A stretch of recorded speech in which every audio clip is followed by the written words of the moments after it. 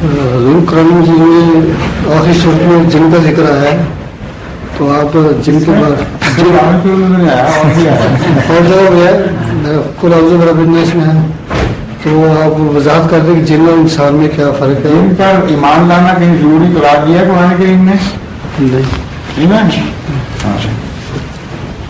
تو ذکر آیا یہ نہیں ہمیں پتہ ہے، تو موجود ذکر جو آیا ہے، لیکن وہ کیا چیز ہے یہ نہیں نا بتایا تفصیل سے، پھر کس کا پتہ کیا جائے؟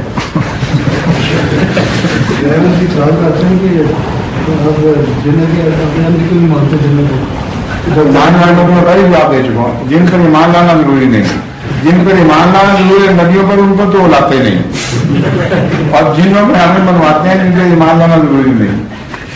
عجیب الٹ کر دیے سارا قصہ انہوں نے۔ وہ چیزیں جن کا انسانی مفاد سے تعلق ہے، جن کے ساتھ انسانی زندگی بقا وابستہ ہو گئی ہے، یعنی انبیاء کی آمد، جن پر ایمان لانے کا ذکر بار بار قرآن میں آتا ہے، ان کو تو مذاق کا نشانہ بنا دیتے ہیں اور کہتے ہیں کوئی ضرورت نہیں، بلکہ آنا ہی کوئی نہیں۔ اور جن کے اتنا پیچھے پڑ گئے ہیں کہتے ہیں کہ جن بھی کبھی کسی انسان کے اتنا پیچھے نہیں پڑا، فضول قصے ہیں بنائے ہوئے۔ قرآن کریم یہاں جہاں جن ذکر کیا ہے وہاں بتایا بھی ہے وہ جن کیا ہے، اور ان کی تشریحات موجود ہے قرآن کریم میں۔ وہ جو جن کا تصور ہے قرآن کریم کا، وہ ان کے جن سے بالکل مختلف ہے جو مولویوں کے جن ہے۔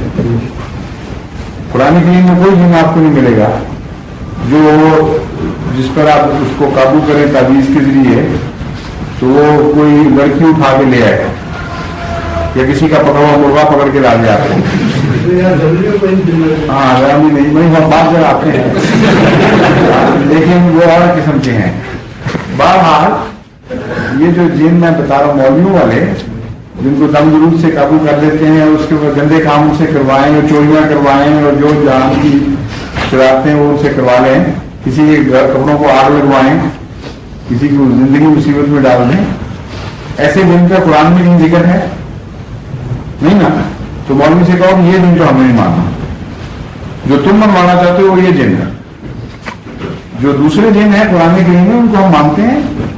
قرآن کریم فرماتا ہے ہم نے سلیمان کے لیے، حضرت داؤد کے لیے جن قابو کیے تھے، وہ غوطے مارتے تھے سمندر میں اور اندر سے موتی نکال کے لا کے دیتے تھے اور بڑے کام کرتے تھے ان کے لیے۔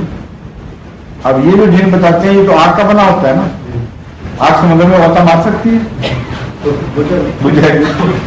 اس لیے وہ جن ایسے تھے جو آگ کے نہیں تھے۔ پھر قرآن کریم فرماتا ہے مقرنین فی الاسفار، وہ ایسے جن تھے جن کو ہم نے زنجیروں میں جکڑا ہوا تھا، یا لوگوں داؤد کے لیے جکڑے گئے تھے زنجیروں میں۔ تو زنجیر بھی کبھی جن کو قابو کر سکتی ہے، وہ تو دیواروں میں سے نکل جاتا ہے، وہ تو ہر جگہ پہنچ جاتا ہے۔ تو مولوی والا جن وہ بھی نہیں تھا پھر بھی۔ تو دوسرا جن جس کا ذکر ملتا ہے وہ ایسا وجود تھا جو مادی وجود ہے، جو زنجیروں سے جکڑا جاتا ہے۔ تو انہوں نے کیوں فرضی قصے بنا لیے تھے؟ تو قرآن کریم اور بھی جگہ بہت ذکر فرماتا ہے، اور ہر جگہ استنباط کے لیے ہمارے پاس چابیاں رکھ دیتا ہے۔ اگر انسان عقل سے کام لے تو قرآن کے بیان فرمودہ جنوں کا مسئلہ ساتھ ساتھ حل ہوتا چلا جاتا ہے۔ ہم جس جن کا انکار کر رہے ہیں وہ مولوی کے تصور کا جن ہے، نہ کہ قرآن کریم کا نعوذ باللہ۔ سمجھ گئے؟